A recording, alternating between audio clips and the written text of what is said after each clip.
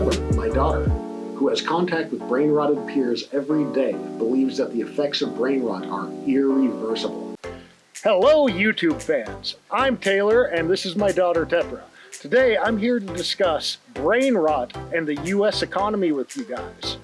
Tetra, thankfully, has been able to serve as my Generation Alpha brain rot expert. What do you know about brain rot, Tetra? I know a lot about it. All my friends are just going around about brain rot. So there's Italian brain rot.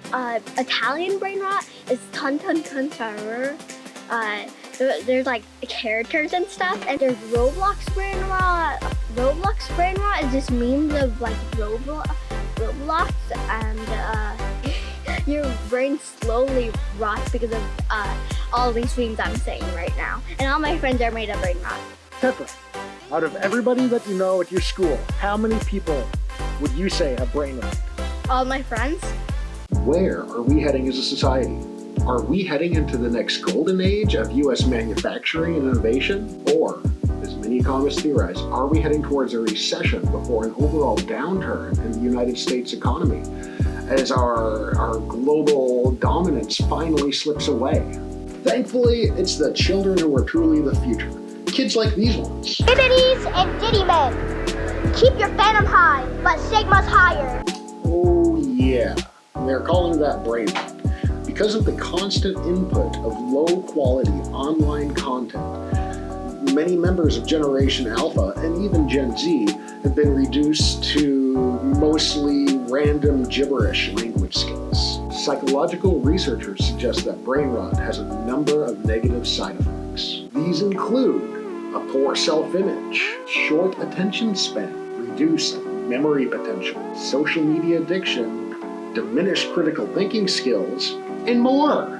Thankfully, many researchers believe that brain rot is reversible simply by reducing a child's screen time and ensuring that the content that they consume is of high quality. However, my daughter, who has contact with brain-rotted peers every day, believes that the effects of brain rot are irreversible. In addition, she suggests that the overall student body at her elementary school includes over 200 individuals who are afflicted by some level of social media related brain rot.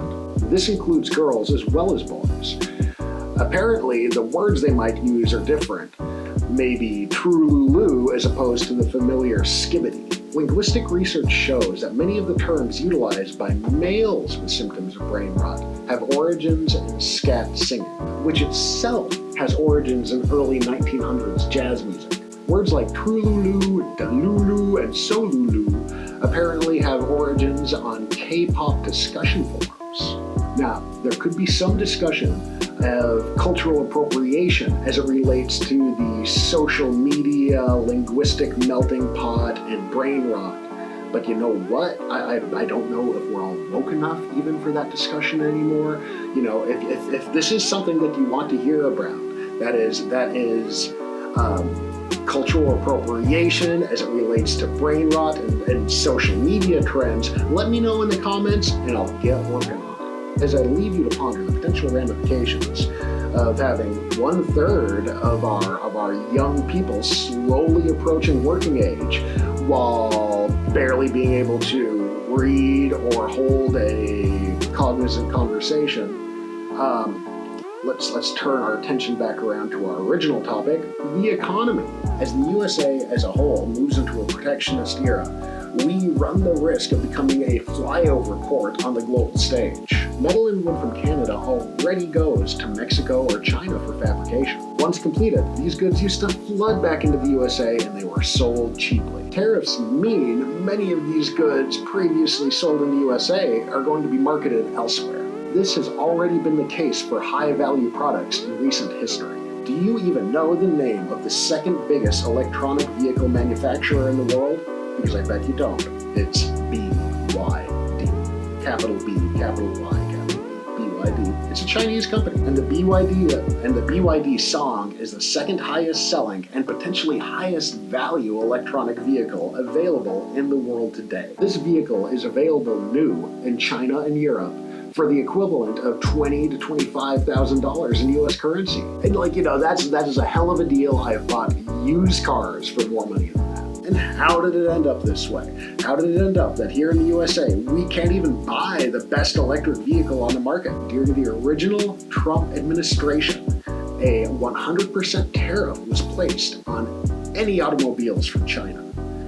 During the Biden administration, this tariff was not removed. As such, BYD vehicles are not available here in the USA. It's simply not profitable to be selling people a vehicle for $48,000 that is available anywhere else in the world for $24,000. It's harder to sell those cars. And also, the $24,000 would be like for the really fancy model too, with all of the bells and whistles. You'd have leather seats, you'd have the heaters. For our entire lives, the United States has been the world's economic powerhouse. But that might all be changing.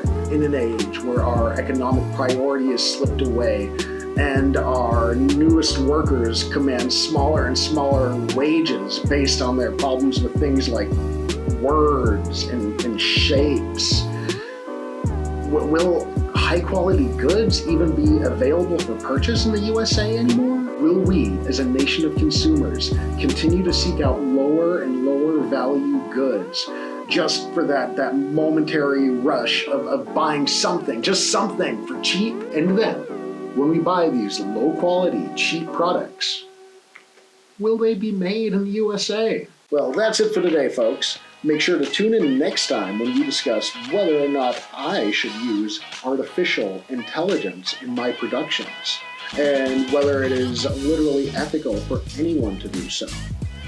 Y'all have a great day, and remember, keep watching the skies.